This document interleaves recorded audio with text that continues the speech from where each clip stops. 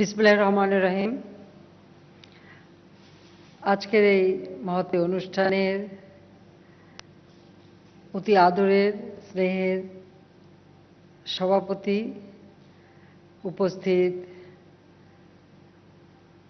সৌরসদী মণ্ডলী এবং ছোট্ট সোনামণিরা, সবাইকে আমরা আন্তরিক শুভেচ্ছা জানাচ্ছি। আমরা আজকে এমন একটা দিনে উপস্থিত হয়েছি যেদিন আমাদের মহান নেতা, সর্বকালের সর্বশ্রেষ্ঠ বাঙালি, জাতির পিতা বঙ্গবন্ধু শেখ মুজিবুর রহমান, যিনি আমাদের স্বাধীনতা এনে দিয়েছেন, তারই জন্মদিন, 101তম জন্মদিন। আমরা যখন মুজিব শতবর্ষ উদযাপন করছি, সেই সাথে আমাদের স্বাধীনতার 50 বছর অর্থাৎ সুবর্ণ জয়ন্তী উদযাপন করছি। সেই মুহূর্তে টুঙ্গিপাড়ার মাটিতে অনুষ্ঠিত এই অনুষ্ঠানে সবাইকে আমার আন্তরিক শুভেচ্ছা জানাই। আমি সেই সাথে শ্রদ্ধার সাথে স্মরণ করি আমাদের মহান মুক্তিযুদ্ধে যারা শহীদ হয়েছেন, সেই 30 লক্ষ শহীদ, 2 লাখ মা বোনের প্রতি পাকিস্তানি হানাদার বাহিনী যে গণহত্যা চালিয়েছিল, তার ফলে যারা স্বজন হারিয়েছিলেন, তাদের প্রতি আমি আমার সহমর্মিতা জানাই। জাতির পিতা বঙ্গবন্ধু শেখ মুজিবের প্রতি শ্রদ্ধা জানিয়ে এটুকু বলবো যে টুঙ্গিপাড়ার মাটিতেই তিনি জন্মগ্রহণ করেন। এই সবুজ শ্যামল মাটিতে, এই জায়গারই ধুলো মাটি কাদা মেখেই তিনি বড় হন। একদিকে মধুমতি নদী, একদিকে বাইগার নদী, এই নদী বিধৌত এই অঞ্চলের থেকেই তিনি উঠে এসেছিলেন একটি জাতিকে অন্ধকার থেকে আলোর পথে নিয়ে যাওয়ার জন্য। তাই তো ছোটবেলা থেকেই তার জীবনে বেড়ে ওঠার ঘটনাগুলি আমরা দেখব যে তিনি কিন্তু তখন থেকেই তার ভিতরে মানুষের প্রতি, দেশের প্রতি একটা ভালোবাসা ছিল। আমাদের দেশের মানুষ অত্যন্ত দরিদ্র, একবেলা অন্ন পেত না, বাসস্থান ছিল না, অনেকে ছিন্ন কাপড়, রোগের চিকিৎসা পেত না, চরম অবহেলার ভিতর দিয়ে তাদের দিন কাটাতে হতো। এমনকি ছেলেমেয়েদের স্কুলে যাওয়া, পড়াশোনা তেমন কোনো সুযোগ ছিল না। ছোটবেলা থেকে অবস্থা দেখে তিনি সবসময় এদেশের মানুষের কথাই চিন্তা করেছিলেন। যদিও আমার দাদা তাকে লেখাপড়া শিখিয়েছেন সেই কলকাতায় কলেজে রেখেও, কিন্তু তিনি এই টুঙ্গিপাড়া গ্রামের মানুষের সেই দুঃখ দুর্দশা দেখেই এই দেশটাকে কিভাবে স্বাধীন করবেন এবং দেশের মানুষকে কিভাবে একটি সুন্দর জীবন দিবেন, সেই চিন্তাটাই তার ছিল। তাই সে ছোটবেলা থেকেই মানুষ যখন কষ্ট পেত, ক্ষুধা দারিদ্র্যে জর্জরিত হতো, নিজের গোলার ধান বিলিয়ে দিতেন, নিজের পড়ার কাপড়টা পর্যন্ত তিনি মানুষকে দিতেন, বই দিয়ে দিতেন, ছাতা দিয়ে দিতেন, যখন যেটা সম্ভব তিনি দিতেন, নিজের খাবার ভাগ করেও খেতেন। একটা ছোট শিশু, তার ভিতরে যখন এই ধরনের মানসিকতা থাকে, মানবিকতা বোধ থাকে, মানুষের প্রতি ভালোবাসা থাকে, তো সেই পারে নেতৃত্ব দিতে, সেই পারে যে কোনো অর্জন করতে। সততার পথে চলে তিনি এই দেশকে স্বাধীন করে দিয়ে গেছেন। একটা চিন্তাই তার ছিল যে কীভাবে এই দেশের মানুষকে জীবনটাকে সুন্দর করবেন, মানুষের জীবনটাকে সুন্দর করে গড়ে তোলা, সেটাই তার লক্ষ্য ছিল। তিনি সবসময় এই কথাটাই বলতেন। আমি তার লেখা এবং সবসময় তার কাছ থেকে যে কথাটা শুনেছি, যে এদেশের মানুষ, এই যারা একেবারে ভাগ্যহারা হতভাগ্য মানুষ, তাদের জীবনটা কীভাবে তিনি সুন্দর করবেন, সেই চিন্তাটাই তিনি করতেন। এবং তিনি বলতেন যে দেশের মানুষ যদি অন্ন পায়, বস্ত্র পায়, বাসস্থান পায়, চিকিৎসা পায়, তাহলেই শিক্ষা পায়, তাহলেই তার জীবনটা সার্থক। সে কারণেই তিনি সেই ছোটবেলা থেকেই মানুষকে সাহায্য করার একটা মানসিকতা ছিল। স্কুল জীবনে তারা একজন শিক্ষকের নেতৃত্বে তারা মুষ্টি ভিক্ষা করে সেই চাল সংগ্রহ করতেন, ধান চাল সংগ্রহ করে সেগুলি দরিদ্র ছেলে মেয়েদের কাছে পৌঁছে দিতেন। তাদের খাবারের ব্যবস্থা, বই কেনার ব্যবস্থা, কাপড় কেনার ব্যবস্থা করে দিতেন। এখানে আমার দাদা দাদির কথা একটু বলবো। তাদের খোকা খোকা বলেই ডাকতেন। তাদের কাছে এতই প্রিয় ছিল যে খোকার কোনো আবদার তারা কখনো না করেননি। এই যে মানুষকে সবকিছু বিলিয়ে দেওয়ার যে তার একটা মানসিকতা, কখনো কিন্তু বাবা মা তাদেরকে, আমার বাবা কিন্তু কখনো বাধা দেন নাই, বরং উৎসাহ দিয়েছেন। সেই স্কুল জীবন থেকে তিনি যখন দেশের জন্য কাজ করতে শুরু করেন এবং কলেজ জীবনে উঠে যখন দেশের মানুষের পাশে দাঁড়ান, কাজ করেন, অনেক সময় আমার বাবার অসমাপ্ত আত্মজীবনীতে আমার ছোট সোনামণিরা তোমার যখন পড়বে দেখবে কেউ কেউ বলছেন আপনার ছেলে কি করছে, আপনার ছেলে তো জেলে যাবে। আমার দাদার কথা ছিল আমার ছেলে তো দেশের মানুষের জন্য কাজ করছে, সে যেটা করছে সেটা ভালোর জন্য করছে, দেশের মানুষের ভালোর জন্য কাজ করছে। ঘরের ভাত খায় না হয় জেলের ভাত খাবে, কিন্তু সে তো অন্যায়ের বিরুদ্ধে প্রতিবাদ করছে, দেশের মানুষের কাজ করছে।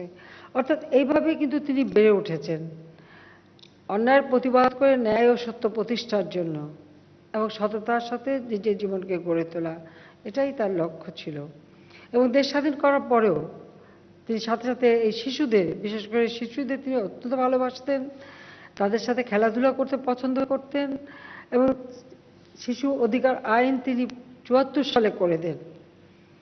শিশুদের ভালো দেখাশোনা যাতে হয় সেদিকে লক্ষ্য রেখে তিনি শিশুদের জন্য একটা প্রতিষ্ঠান গড়ে তোলেন, শিশু কেয়ার অ্যান্ড প্রোটেকশন সেন্টার। কারণ আমাদের দেশে যুদ্ধে অনেক শিশু, যেমন তার অনেকে পিতামাতা হারায়, আবার অনেকে পাকিস্তানি হানাদার বাহিনীর হাতে নির্যাতিত হয় বা নির্যাতিত মা বোনদের অনেক শিশু জন্ম নেয়। সেই শিশুদের প্রোটেকশনের ব্যবস্থা, তাদেরকে পুনর্বাসনের ব্যবস্থাও তিনি শুরু করেছিলেন। কাজে তিনি সবসময় এটাই ভাবতেন যে শিশুরাই তো ভবিষ্যৎ, এবং শিশুদের তিনি এত ভালোবাসতেন বলেই আমরা জাতির পিতার জন্মদিনটাকে শিশু দিবস হিসেবে, জাতীয় শিশু দিবস হিসেবে ঘোষণা করেছি। অর্থাৎ শিশুরা একটা গুরুত্ব পাবে, তাদের জন্য একটা দিবস থাকবে, সেই সময় সকলেই তাদের কথা চিন্তা করবে, তাদের ভালো মন্দ দেখবে, তাদের জন্য কাজ করবে। আমাদের যে সংবিধান তিনি দিয়েছিলেন সেখানে কিন্তু শিশুদের শিক্ষাটাকে সম্পূর্ণ অবৈতনিক করে দেন। কাজে আমরা এখন প্রাথমিক থেকে আমাদের সমস্ত প্রাইমারি শিক্ষা অবৈতনিক, এবং সেখানে আজকে শিশু ভর্তির হার প্রায় ৯৮%। আমি জানি করোনার কারণে আজকে স্কুল বন্ধ, শিশুর স্কুলে যেতে পারছে না, এটা অত্যন্ত কষ্টের। তারপর আমি বলবো যে তোমরা ছোট সোনামণিরা, তোমরা ঘরে বসেই পড়াশোনা করো এবং সেই সাথে খেলাধুলাও করবে। কারণ আমরা এটাই চাই যে খেলাধুলা, সংস্কৃতি চর্চা এগুলি একান্তভাবে অপরিহার্য। কারণ তোমরাই তো ভবিষ্যৎ, তোমরাই তো এই দেশকে সামনে নিয়ে যাবে, এগিয়ে নিয়ে যাবে। জাতির পিতা সোনার বাংলা করতে চেয়েছিলেন যে যেখানে কোনো ক্ষুধা থাকবে না, দারিদ্র্য থাকবে না, প্রত্যেক মানুষ ঘর পাবে। আমরা সিদ্ধান্ত নিয়েছি বাংলাদেশে একটা মানুষের গৃহহারা থাকবে না, সবাইকে আমরা ঘর করে দেব। বাংলাদেশের প্রত্যেকটা বাড়িতে আমরা বিদ্যুৎ এনে দেব, প্রত্যেকটা বাড়িতে আমরা আলো জ্বলবো, প্রতি শিশু সুন্দরভাবে লেখাপড়া করতে পারে সে ব্যবস্থা করব। এবং শিশুর খাদ্য নিরাপত্তা, আমি বলবো যে তাদের জন্য যা যা করার আওয়ামী লীগ সরকার বা আমাদের সরকার কিন্তু আমরা সেটা কাজ করে যাচ্ছি। বিনা পয়সা আমরা বই দিচ্ছি, আমরা বৃত্তি এবং উপবৃত্তি দিচ্ছি, মায়ের নামে মোবাইল ফোনের মাধ্যমে আমরা বৃত্তির টাকা পৌঁছে দিচ্ছি, অর্থাৎ যাতে মা শিশুদেরকে স্কুলে পাঠায়, পড়াশোনা করায়। প্রতিটি এলাকায় শিশুদের যাতায়াতের যাতে অসুবিধা না হয় সেদিকে লক্ষ্য রেখে কিন্তু আমরা প্রাইমারি স্কুল বা প্রাথমিক স্কুল তৈরি করে দিয়েছি এবং দিচ্ছি, যাতে ছেলেমেয়েরা অন্তত স্কুলে যেতে পারে। পড়াশোনাটা করতে পারি। সেই সাথে সাথে আর একটা যেটা দরকার হচ্ছে তোমাদের নিয়ম শৃঙ্খলা মানা, অভিভাবকদের কথা শোনা, শিক্ষকদের কথা শোনা, শিক্ষকদের কথা মেনে চলা, এটা কিন্তু খুব দরকার। সব সময় যে কোনো অন্যায়ের বিরুদ্ধে প্রতিবাদ করা, আর সেই সাথে সাথে ন্যায় ও সত্যের পথে চলা, তাহলে জীবনে বড় হতে পারবে, জীবনটাকে উন্নত করতে পারবে, আর বাবা মা তাদের মুখও উজ্জ্বল হবে। কাজে আমি ছোট্ট সোনামণি তোমাদের কাছে এটাই চাই যে তোমরা তোমার জীবনটাকে সুন্দর করো, তোমরা লেখাপড়া শেখো। এই করোনার এই প্রাদুর্ভাব কেটে যাবে এবং স্কুল আমরা তখনই খুলে দেব, তোমরা স্কুলে যেতে পারবে, সেই সাথে খেলাধুলা তোমরা করতে পারবে এবং এখনও করতে পারো।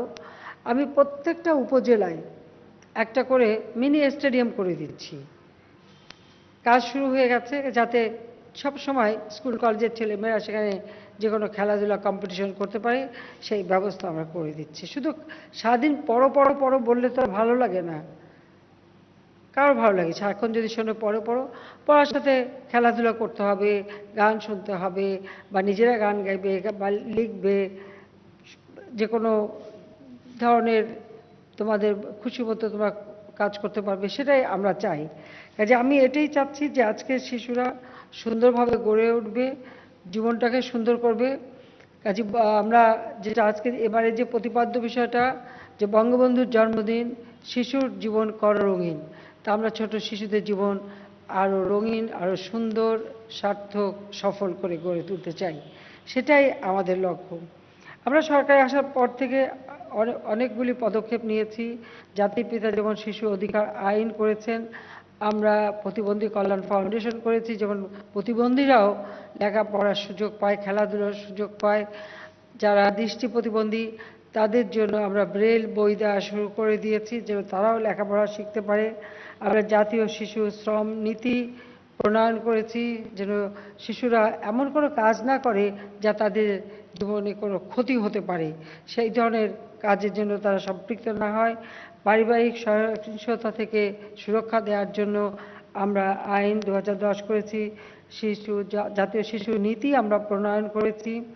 তাছাড়া অনেক শিশুরা দেখা যায় যে রাস্তায় ঘুরে বেড়ায়, ভবঘুরে বা নিরাশ্রয়, তাদের পুনর্বাসনের ব্যবস্থা আমরা নিয়েছি। শিশু আইন 2013 যেটা জাতির পিতা করে গিয়েছেন, সেটাকে আমরা সময় উপযোগী, যুগ উপযোগী করে গড়ে তুলেছি। তাছাড়া আমরা সবসময় শিশু খাদ্যটা যাতে নিরাপদ থাকে তার জন্য আইন করে সে ব্যবস্থাও আমরা তৈরি করে দিয়েছি, যে শিশু খাদ্য এবং শিশুদের ব্যবহার করার সরঞ্জামাদি সেগুলি নিরাপদ থাকার জন্য নিরাপদ আইন 2013 আমরা তৈরি করে দিয়েছি। এভাবে তোমাদের সুরক্ষার জন্য সমস্ত ব্যবস্থাই আমরা করেছি। প্রতিবন্ধী ব্যক্তির অধিকার ও সুরক্ষা আইন 2013 করেছি। নিউরো ডেভেলপমেন্টাল প্রতিবন্ধী সুরক্ষা ট্রাস্ট আইন 2013 প্রণয়ন করা হয়েছে। নারী ও শিশু প্রতি সহিংসতা প্রতিরোধে জাতীয় কর্ম পরিকল্পনা 2013 থেকে 25 এটা আমরা প্রণয়ন করেছি, যে শিশুর উপরে কোনো অত্যাচার নির্যাতন যেন না হয়, এবং এটা আমি অভিভাবক, শিক্ষক এবং সমাজের যারা বিশিষ্টজন সবাইকে এই অনুরোধটা করব, শিশুদের প্রতি এই ধরনের প্রতিহিংসামূলক কাজ যাতে না হয় সে ব্যাপারে সচেতনতা সৃষ্টি করা, জঙ্গিবাদ, সন্ত্রাস এর প্রভাব থেকে শিশুদের মুক্ত রাখা, মাদকের হাত থেকে শিশুদের মুক্ত রাখা।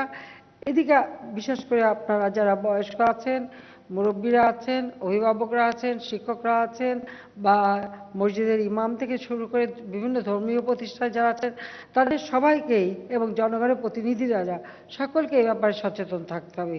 আমাদের শিশুদের জীবনটা সুন্দর হোক, আমরা সেটাই চাই। কাজে আমরা আমাদের নারী ও শিশু নির্যাতন দমন আইন সেটা সংশোধন করেছি, আরও কঠিন শাস্তি যাতে হয় তার ব্যবস্থা আমরা নিয়েছি। জাতির পিতা যেমন প্রাথমিক বিদ্যালয় জাতীয়করণ করে শিক্ষকদের সরকারি চাকরি মর্যাদা দিয়েছিলেন, আওয়ামী লীগ সরকার এসেও আমরা আমাদের সময় আমরা প্রাথমিক বিদ্যালয় সেগুলো আমরা সরকারি করে শিক্ষার সুযোগটা অর্থাৎ প্রাথমিক ভিত্তিটা যাতে মজবুত হয় তার ব্যবস্থা করেছি। স্কুলের টিফিন বা মিড ডে মিলের ব্যবস্থা করে দিয়েছি, এবং এই করোনার জন্য পিতামাতাকেও যতটুকু সাহায্য করা দরকার সেটা আমরা করে যাচ্ছি। আজকের দিনে আর আমি বেশি কিছু না বলে এটুকুই বলবো, আমাদের আজকের শিশু আগামী দিনের ভবিষ্যৎ। কাজে এই শিশুর জন্যই আমাদের সব কিছু যা কিছু আজকে করে যাচ্ছি শিশুদের কথা চিন্তা করেই আমরা করে যাচ্ছি। কারণ আমরা যে বাংলাদেশটাকে গড়তে চাই, এখন আমরা উন্নয়নশীল দেশ হয়েছি, তো এখানে থেমে থাকলে চলবে না, বাংলাদেশকে আরও এগিয়ে নিয়ে যেতে হবে। আমরা বাংলাদেশকে 2021 সালের মধ্যে উন্নয়নশীল দেশ অর্থাৎ মধ্যম আয়ের দেশ হিসেবে প্রতিষ্ঠা করতে সক্ষম হয়েছি। এখন আমাদের লক্ষ্য 41 সালের মধ্যে বাংলাদেশ হবে উন্নত সমৃদ্ধ দেশ। যে সেই উন্নত সমৃদ্ধ দেশ হিসেবে বাংলাদেশে গড়ে তোলার সব রকম পদক্ষেপ আমরা নিয়ে যাচ্ছি এবং সে সমস্ত নীতিমালা প্রণয়ন করে রেখে যাচ্ছি। হয়তো আমরা তো চিরদিন থাকবো না, কিন্তু ভবিষ্যতে যারা আসবে তারা যেন এই নীতিগুলি অনুসরণ করে দেশের উন্নয়নের অগ্রযাত্রাটা অব্যাহত রাখতে পারে, সেটাই আমরা চাই। আর আমাদের এই শিশুরা তারাই তো একদিন আমাদের মতো প্রধানমন্ত্রী হবে, মন্ত্রী হবে বা বড় বড় বৈজ্ঞানিক হবে, অনেক কিছু হতে পারবে। কাজেই তারা যেন নিজেদেরকে গড়তে পারে সেটাই ব্যবস্থাটা আমরা করে যাচ্ছি। কাজে আমি ছোট্ট সোনামণি শিশু তোমাদের বলবো, তোমরা পড়াশোনা করো, তোমরা অভিভাবকের কথা শুনো, ভালো থাকো এবং তোমাদের জন্য যতটুকু যা করার এটা আমরা করে যাব। জাতির পিতা দেশ স্বাধীন করে গেছেন, এই স্বাধীন দেশে প্রত্যেকটা মানুষ তোমরা সুন্দরভাবে বাঁচবে, উন্নত জীবন পাবে এবং ভবিষ্যৎ উজ্জ্বল হবে, সেটাই সেই লক্ষ্য নিয়েই আমরা কাজ করে যাচ্ছি। আমি বিদায়ের আগে এটুকুই বলে যেতে চাই, আমাদের কবি সুকান্ত, তার বাড়ি কিন্তু কোটালীপাড়া, কোটালীপাড়ায় কবি সুকান্তের জন্ম। কাজে সেই সুকান্তের ভাষায় আমি তার লেখা কবিতার কয়েকটা পংক্তি উচ্চারণ করতে চাই, সুকান্তের ভাষায় বলতে চাই। যতক্ষণ দেহে আছে প্রাণ, প্রাণপণে পৃথিবীর সরাব জঞ্জাল, এ বিশ্বকে শিশুর বাসযোগ্য করে যাব আমি, নবজাতকের কাছে এ আমার দৃঢ় অঙ্গীকার। সবাইকে আন্তরিক ধন্যবাদ জানাই। আর কোটালীপাড়া, টুঙ্গিপাড়া বা গোপালগঞ্জের সকল শিশু এবং সারা বাংলাদেশের দেশে প্রবাসে যারা আছে সকল শিশুর প্রতি আমার আদর, ভালোবাসা, শুভেচ্ছা, সকলের সুন্দর জীবন কামনা করি। সবাই ভালো থাকবে, সুস্থ থাকবে এবং আপনারা যারা এখানে উপস্থিত আছেন, গার্জিয়ান, অভিভাবক বা শিক্ষক বা আমাদের যারা শিশু মন্ত্রণালয় থেকে শুরু করে সকলকে আমার আন্তরিক ধন্যবাদ জানাচ্ছি। দুঃখ থেকে গেল, নিজে থাকতে পারলাম না, এটাই সব কষ্ট, এই কষ্ট নিয়েই শেষ করছি। জয় বাংলা, জয় বঙ্গবন্ধু, বাংলাদেশ চিরজীবী হোক।